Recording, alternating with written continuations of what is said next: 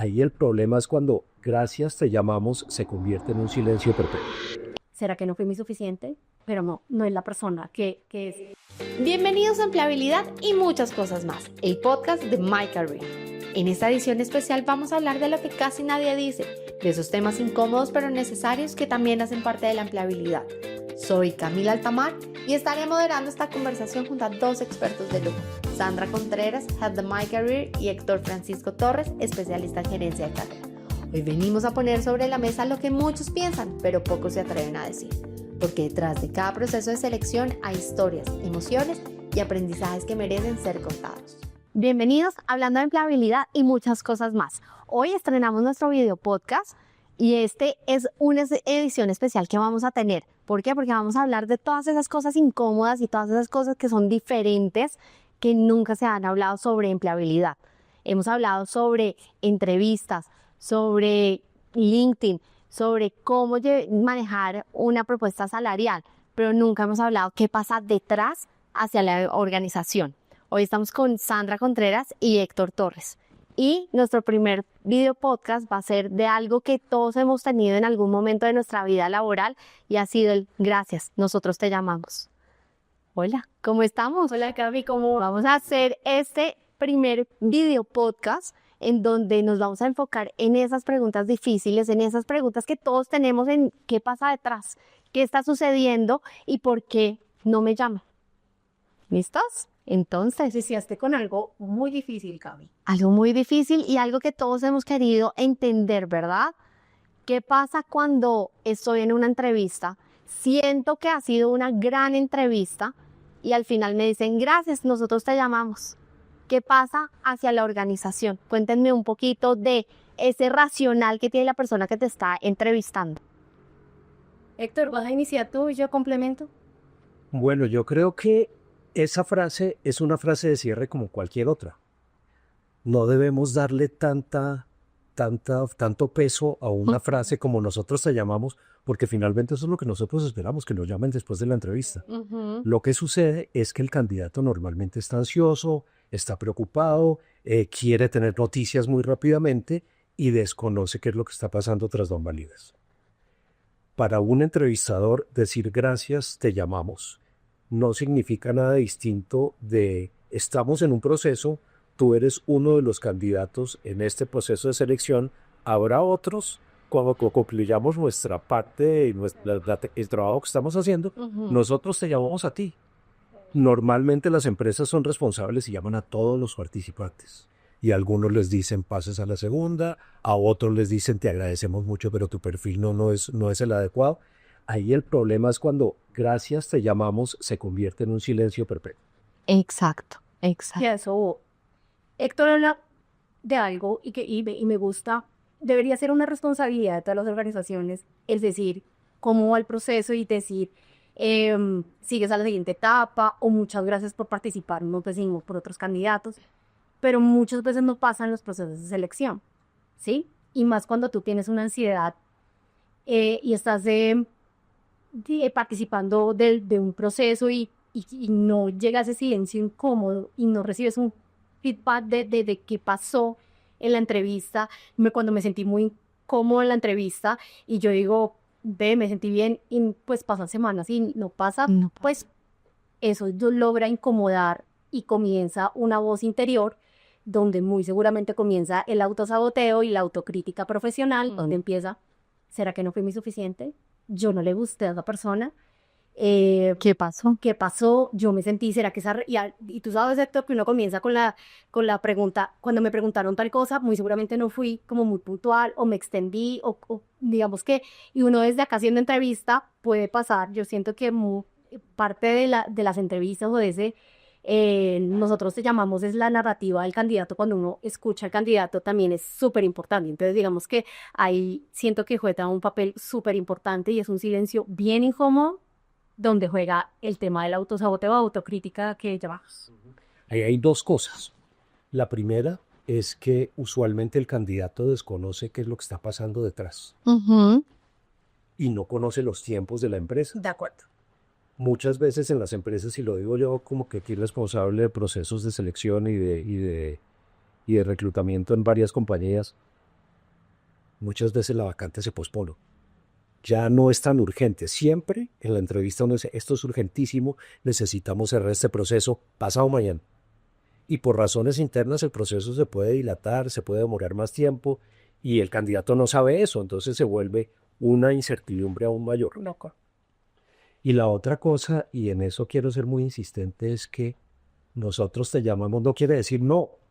No quiere decir no. Uno en su ansiedad como candidato dice, no, te llamamos, ¿eso qué quiere decir?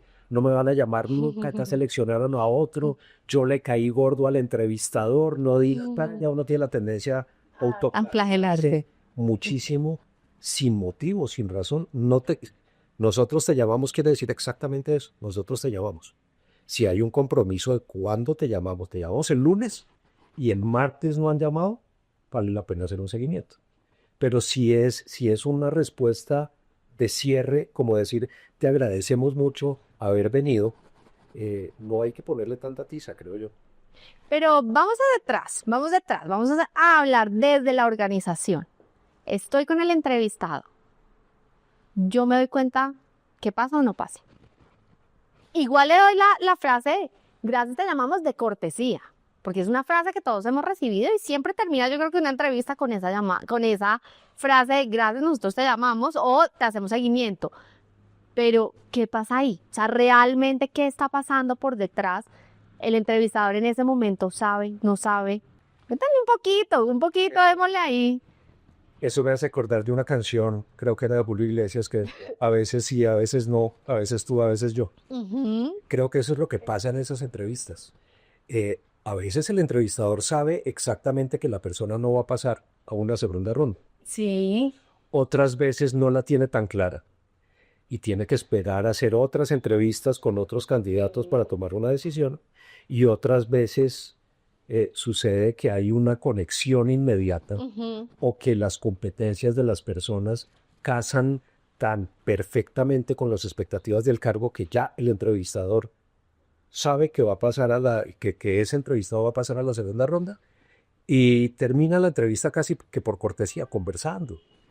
Eso uno lo persigue como entrevistado, pero tiene que ser consciente que el proceso de selección no depende de uno y por lo tanto tiene que pensar en los términos y en los tiempos de la empresa, tiene que pensar que hay competidores, por supuesto, pero que si me llamaron a entrevistas porque tengo algunas competencias que llaman la atención.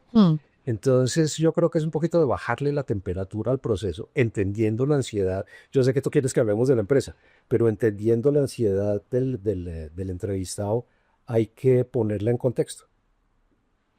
Claro. Cami, yo voy a ser cruel, porque yo que Cami está buscando responsabilidad dentro de...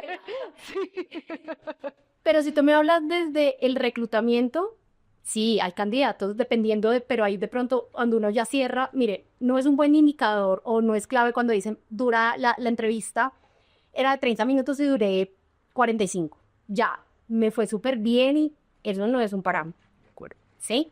Entonces yo pude haber hecho una buena... Pero tampoco es un parámetro que la entrevista esté programada para 30 minutos y dure 15. De acuerdo contigo. O sea, tampoco, o sea, eso no puede ser, digamos que un parámetro de un indicador donde yo diga si me fue bien o no.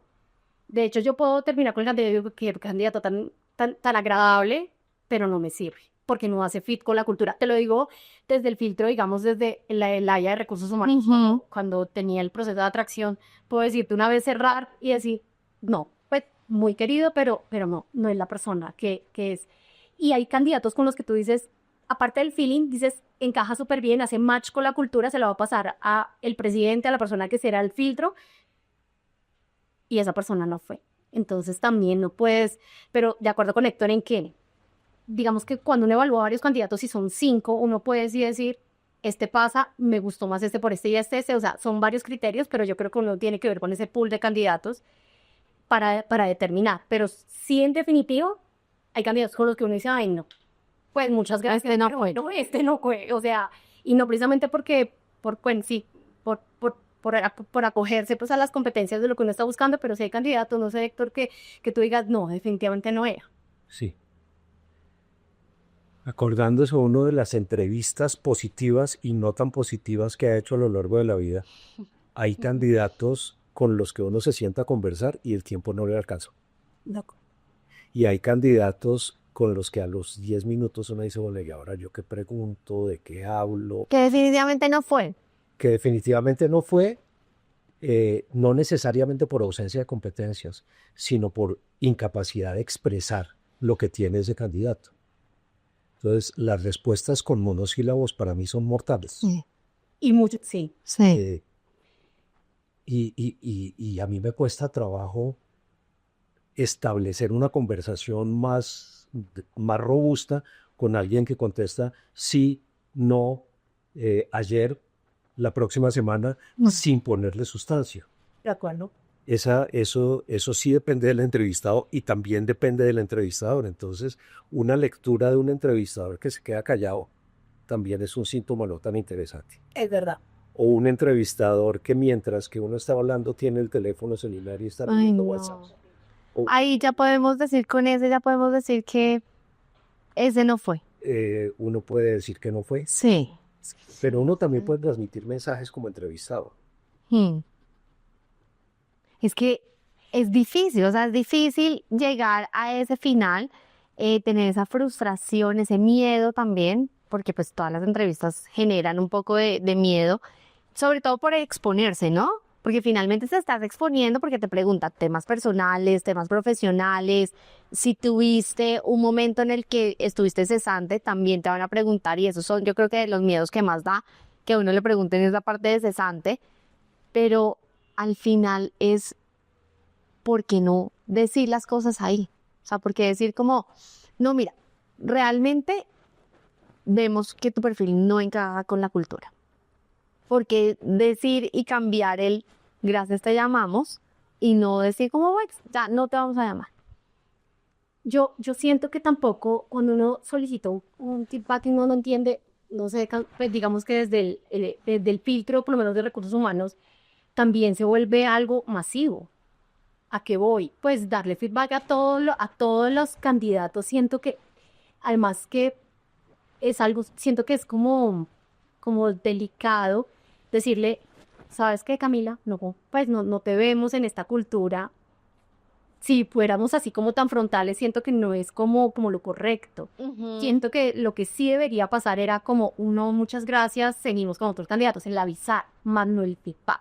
Siento que eso es como algo que no, pues no, desde acá no lo veo como que a veces lo solicitan y es válido. Hay empresas que utilizan el feedback para los candidatos finalistas. No es común. El informar sí. El informar a las personas que se han entrevistado si siguen o no siguen, sí es común.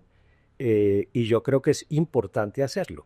Sí. Para que ese gracias te llamamos se convierta en que efectivamente lo llamamos y le dijimos no sigues o sí sigues, sin feedback o con feedback, no importa.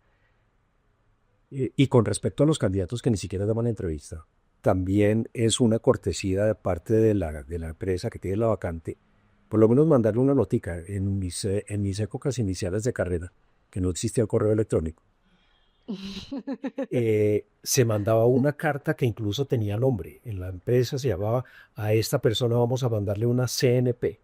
CNP quería decir carta Carta de no posibilidad. y era una carta muy bien redactada, muy empática, diciendo a la persona no cumple con los requisitos, y la gente agradecía eso mucho, que se tomara la molestia de mandar una carta por correo diciendo que el perfil no cumplía.